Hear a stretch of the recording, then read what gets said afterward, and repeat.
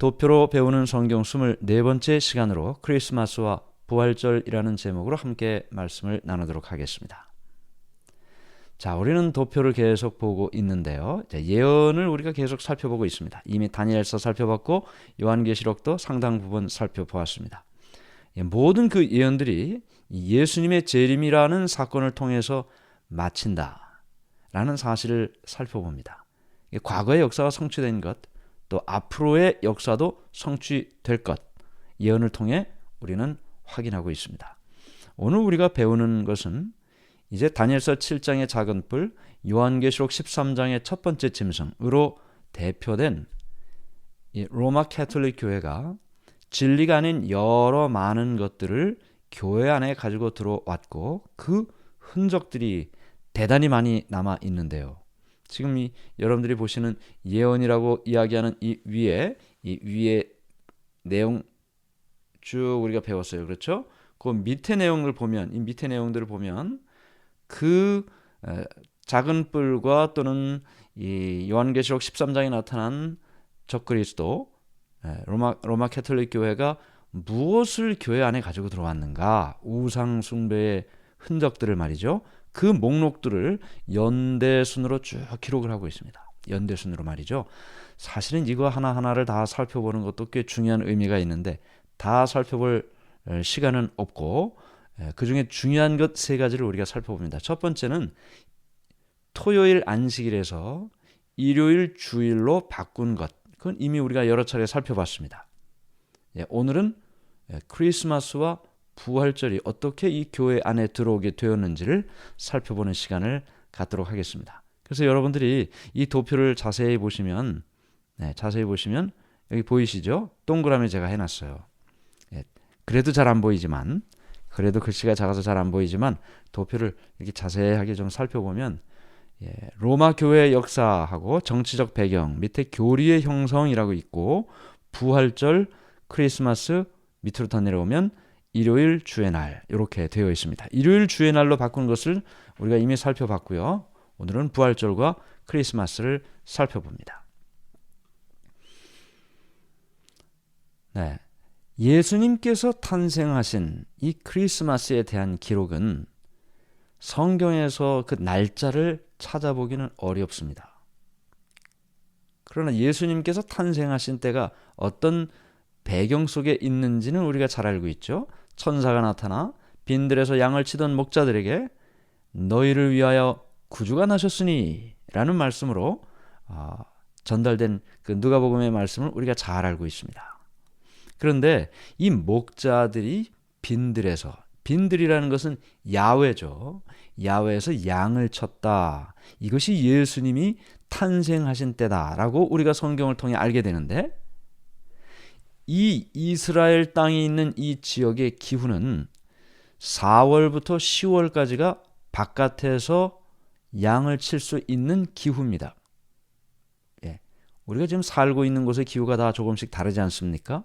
캘리포니아, 또 뉴욕, 또 한국, 이 날씨가 조금씩 다른데 지금 바깥에 나가서 밤에 뭔가 활동할 수 있는 것은 사실은 한국이나 뉴욕은 조금 어렵죠. 추운 날씨니까. 그러나 캘리포니아는 가능합니다. 날씨가 좀 다르니까요. 그것을 이해하면 이 예수님께서 탄생하실 당시 12월이 과연 빈들에서 양을 칠 수 있는 기후인가? 4월부터 10월까지는 빈들에서 양을 칠 수 있지만 12월은 양을 칠 수가 없습니다. 기후 때문에 말이죠. 날씨가 추워서. 11월부터 이제 겨울 준비하게 되고 양들을 우리 안에 넣고 기르게 되는데 12월은 우기고 추워서 바깥에서 양들을 먹일 수가 없습니다. 더군다나 예수님께서 탄생하신 그 소식이 전해진 때는 한밤중이죠. 그러므로 우리는 그 성경의 배경적인 이야기로서 12월 25일에 예수님 탄생은 이 성경적인 배경으로 볼 때 조금 어렵다라는 사실을 생각하게 됩니다. 그러면 이 이야기를 통해서 우리가 그러면 예수님이 탄생하신 때는 언제일까요? 목자들이 빈들에서 양을 쳤다고 하는데 12월은 양을 못 친다고 하는데 그러면 예수님이 탄생하신 때는 12월 25일이 아니라는 거죠. 그러면 예수님이 탄생하실 때는 하신 때는 언제인가? 여기 고린도전서 11장 26절에 보면 너희가 이 떡을 먹으며 이 잔을 마실 때마다 주의 죽으심을 그가 오실 때까지 전하는 것이니라. 예수님께서 이 땅에 탄생하신 것을 기념하라는 말은 없고 예수님의 죽으심을 기념하라. 성찬식으로 예수님의 죽으심을 기념합니다. 네, 그럼에도 불구하고 많은 사람들은 예수님의 탄생에 대한 관심이 많아요. 그런데 성경은 예수님의 탄생을 기념하라는 말은 없고 죽으심을 기념하라는 말씀만 있다는 것입니다. 그러면 12월 25일이라는 날짜는 도대체 어디에서 왔을까요? 12월 25일이 왜 예수님의 탄생일이 되었을까요? 자, 여러 역사적인 기록을 통해 우리가 살펴봅니다. 첫 번째는 이방의 태양신 숭배와 관련이 있습니다. 에스겔 8장 16절에 그가 또 나를 데리고 여호와의 성전 안뜰에 들어가시니라. 보라, 여호와의 성전 문 곧 현관과 제단 사이에서 약 25명이 여호와의 성전을 등지고 낯을 동쪽으로 향하여 동쪽 태양에게 예배하더라. 자, 태양신 숭배하는 사람들의 기록이 성경에도 있습니다. 예수님이 탄생하신 날과 이 날이 좀 연결이 되어 있다는 거죠. 하나님의 성전을 등지고 이 성소로 들어가는 문이 동편으로 나와 있어요. 동서남북 중에 동편만 문이 있어요. 동편, 그러니까 동쪽 문으로 들어가려면 서쪽을 향해야 됩니다. 근데 지금 이 사람들이 태양신 숭배하는 사람이 동쪽을 향해 절을 한다, 예배한다. 그러니 성소는 등을 지게 되는 거죠. 자, 이렇게 태양신 숭배하는 사람들이 있다는 사실을 우리가 성경을 통해 보게 되는데요. 에스겔 8장 14절은 또 이렇게 이야기합니다. 그가 또 나를 데리고 여호와의 전으로 들어가는 북문에 이르시기로 보니 거기에 여인들이 앉아 담무스를 위하여 애곡하더라. 자, 태양신 이야기가 나오고 담무스 이야기가 나왔습니다. 이 이야기를 역사적으로 살펴보면 이런 이야기로 설명이 됩니다. 바벨탑을 건축한 니므롯이 죽었습니다. 태양신으로 숭배를 받았어요. 그런데 니므롯의 아내인 세미라미스가 아이를 낳았는데 그 아들의 이름이 담무스예요. 담무스. 그런데 담무스가 탄생한 날이 12월 25일이에요.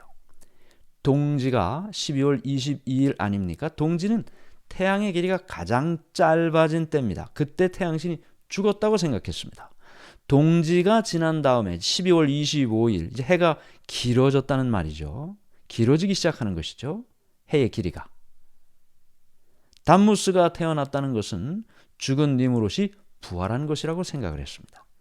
태양신이 태어났다고 생각을 했습니다. 12월 25일을 담무스가 태어난 12월 25일을 태양신 탄생일로 축제를 벌였습니다. 태양신을 섬기던 사람들이 말이죠. 그래서 이와 같이 태양신이 태어난 날 12월 25일이 예수님이 탄생한 날이라는 이름으로 오늘날 크리스마스라는 이름으로 전해지고 있는 것입니다. 그런데 여기 세미라미스 엄마와 담무스 아들의 모습이 마리아와 아기 예수의 모습으로 이렇게 평행 이동하고 있어요. 고고학적인 여러 발굴에 보면 세미라미스와 담무스의 모자상이 마리아와 아기 예수의 모자상으로 연결이 되어 있다는 것입니다. 이런 배경들, 이방신의 탄생이 이 태양신을 섬기던 사람들에게 태양신 탄생일이 오늘날 교회 안에 들어와 크리스마스가 되었다라는 것을 봅니다. 두 번째는 태양신 탄생일이죠. 콘스탄틴의 기독교 정책으로 인해서 313년 기독교가 공인됩니다. 그 자신도 337년 침례를 받습니다. 로마의 다신교, 태양신을 섬기던 다신교가 소수 종교 기독교와 함께 있어요. 이 로마 땅에 말이죠. 로마의 미트라 신을 섬기던 태양신 숭배와 기독교의 예수님이 있습니다. 이 콘스탄틴이 이 두 그룹을, 이 로마 전체를 통합하는 정책으로 이 태양신 탄생일을 예수님의 탄생일로 결정을 하게 됩니다. 네, 이런 역사적인 배경이 설명이 되고요. 이제 카톨릭 대사전에 예수 성탄 대축일이라는 제목을 보면 336년 성탄 축일을 12월 25일로 지키는 관습이 서방 교회에 널리 퍼져 있었다. 이는 로마인들의 이교적인 국가 축제일이었던 무적의 태양의 탄신일을 그리스도교화 시킨 것으로 보인다. 로마에서는 274년 아우렐리아누스 황제 때부터 태양을 최고신으로 공경하여 태양신의 신전을 건립하고 그 건립일을 축제일로 지정했던 것이다. 자, 그래서 이교 로마인들이 섬기던 축제일, 태양신 축제일, 그날 무적의 태양의 탄신일 12월 25일을 예수님이 탄생하신 날로 그렇게 지냈다는 설명을 이 카톨릭 대사전에서도 하고 있습니다. 그래서 이 태양신의 그리스도를 대치시켜서 354년 로마의 리베리오 주교는 이날을 성탄으로 판정하고 그해 로마 축일표에 기록했고 5세기 초에 이날을 예수 성탄 축일로 정식 선포했다. 네, 이렇게 과거에 태양신을 섬기던 사람들이 쭉 전해 내려오던 이 태양신 탄생일 12월 25일이 로마 시대 때 이제 예수님의 탄생일로 전환하게 됐고 그것이 로마 캐톨릭 교회에서 결정하는 장면을 우리가 보았습니다. 그런데 이 크리스마스가 지금처럼 이렇게 과거에다 다 지켜진 것은 아니었어요. 17세기 초에는 영국 청교도들이 반대했습니다. 왜 반대했을까요? 성경 중심이 아니었기 때문이죠. 성경에는 전혀 없는 태양신 탄생일이 예수님의 탄생일로 왔기 때문에 반대했습니다. 1620년 미국 청교도들이 크리스마스를 역시 반대했습니다. 1659년에 보스턴에서는 크리스마스를 축하하면 벌금을 5실링을 물렸어요. 그만큼 반대했습니다. 1789년 미국 연방의회가 12월 25일 날 열렸습니다. 이런 거 상상이나 할 수 있습니까? 이 시대에, 지금 이 시대에 말이죠. 모든 사람들이 하나님을 믿는 사람이나 그렇지 않은 사람이나 기독교에 축하하는 날로서가 아니고 모든 사람들이 그저 쉬는 날로 여기고 있는 이때 12월 25일에 미국 연방의회가 열린다? 상상할 수 없는 일이죠. 그만큼 그 당시에는 크리스마스가 사람들에게 쉬는 날로 또는 특별한 날로 여겨지지 않았다는 것입니다. 1870년 그랜트 대통령은 국민 화합을 위해 크리스마스를 공휴일로 지정합니다. 1950년대 가족적인 명절로서 지금 같은 크리스마스로 자리 잡게 됐던 것입니다. 이런 모든 말씀을, 이 역사적인 배경을 통해서 우리는 크리스마스가 예수님의 탄생일이 아닌 태양신 탄생일로서 이 교회 안에 들어오게 된 것이다 라는 사실을 보게 됩니다. 자, 그 다음에 부활절을 또 이어서 살펴봅니다. 요한복음 11장 25절 26절 예수께서 이르시되 나는 부활이요 생명이니 나를 믿는 자는 죽어도 살겠곧 무릇 살아서 나를 믿는 자는 영원히 죽지 아니하리니 이것을 내가 믿느냐. 자, 이스터라고 이제 곧 다가오는 이 부활절 많은 사람들이 축하하고 기념하고 있지 않습니까? 근데 성경은 부활이라는 말을 이스터라고 이야기하고 있지 않습니다. resurrection이라고 이야기하죠. 그럼 이스터라는 이 부활절이라는 말은 어디서 왔을까요? 자, 이스터라는 이 말은 앵글로색슨족, 지금의 영국입니다. 앵글로색슨족의 봄과 다산의 여신인 이오스터에서 나온 것입니다. 여러분들이 인터넷에서 검색만 해도 다 나옵니다. 크리스마스의 기원, 부활절의 기원 이렇게 치면 다 나옵니다. 이 앵글로색슨족의 봄과 다산의 여신인 이오스터에서 나왔어요. 그런데 이 앵글로색슨족의 봄과 다산의 여신, 이 이오스터라는 이 말이 다른 나라들도 똑같이 믿었는데 이름만 조금씩 달라져요. 이스터는 여러 고대 국가에서 이오스터 오스테르, 아스타르테, 비너스, 이슈타르 등으로 불렸습니다. 이 다 똑같이 봄과 다산의 여신이었습니다. 그런데 성경에도 이 봄과 다산의 여신 이름이 나와요. 아스타롯이라고 나옵니다. 그 이스터입니다. 이는 그들이 나를 버리고 시돈 사람의 여신 아스타롯과 모압의 신 그노스와 암몬 자손의 신 밀곰을 경배하며 하고 열왕기상 11장 33절에 이 이스터 아스타롯의 이름이 등장합니다. 봄과 다산의 여신이었습니다. 그래서 이 이스터 이방 여신을 섬기던 축제가 예수님의 부활이라는 이름으로 교회에 들어오게 된 것이 오늘날 이스터 부활절입니다. 이것도 성경에서 온 것이 아니죠. 물론 부활이라는 말은 성경에 있습니다.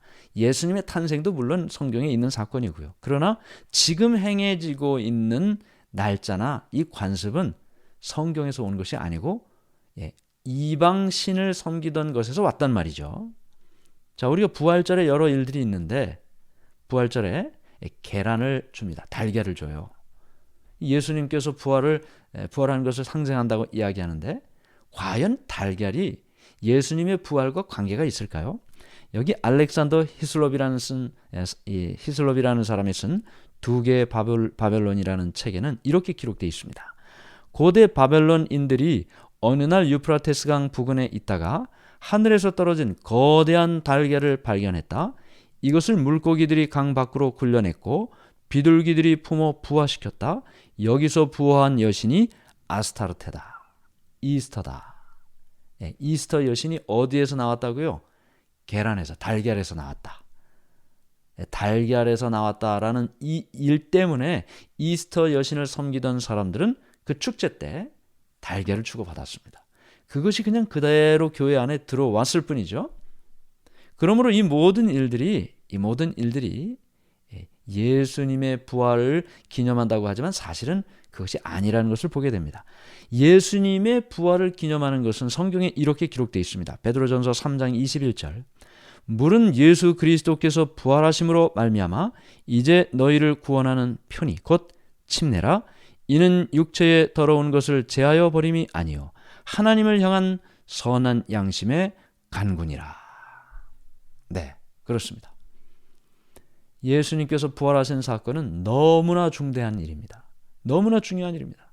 신약 성경에 있어서 예수님의 부활이야말로 예수님을 믿을 수밖에 없는 강력한 근거였습니다. 제자들이 예수님 돌아가셨을 때 다 흩어졌습니다. 실망했습니다. 그런데 부활하신 예수님께서 그들을 만나 주셨을 때 그들은 놀라운 경험을 하게 되고 다시 용기를 갖게 되고 사람들을 만나서 예수님이 부활하셨다. 예수님이 부활하셨다. 살아나셨다. 이렇게 이야기를 하게 되죠. 우리의 믿음에 있어서 예수님의 다시 사심은 믿음의 강력한 증거가 되는 것입니다. 그걸 기념하라고 하셨어요. 아무렇게나 지나칠 그런 일은 아니에요. 그러나 부활절로 지키는 것이 아니고 부활을 기념하는 사건, 침례를 통해서 우리가 예수님의 부활을 기념하는 것입니다. 물속에 들어가면서 죽고 물속에서 장사 지내고 물에서 나옴으로 예수님과 함께 다시 산다. 이것이 부활을 기념하는 사건이 되는 것이죠. 모든 그리스도인들이 예수님을 개인의 구주로 영접하고 평생을 하나님을 믿고 살겠노라고 그렇게 고백했을 때 침례를 통해 하나님의 아들과 딸로 태어납니다. 그리고 그 침례 때 예수님의 부활을 경험하고 기념하게 되는 것이죠. 오늘 우리는 크리스마스와 부활절이라는 이 중요한 두 사건을 기억합니다. 중요하고 중요한 의미가 있는 것이지만 오늘날 이 개신교 내에 자리 잡고 있는 또 많은 사람들에게 전해진 이 일이 성경에서 온 것은 아니다. 이방 사람들이 하던 그 관습이 로마 캐톨릭 교회의 결정을 통해 교회 안에 들어오게 되었다라는 사실을 보게 됩니다. 우리가 이 일을 통해서 다시 한번 이 사건의 의미를 생각하고 주를 위하여 살아가는 우리 모두가 되기를 간절히 바랍니다.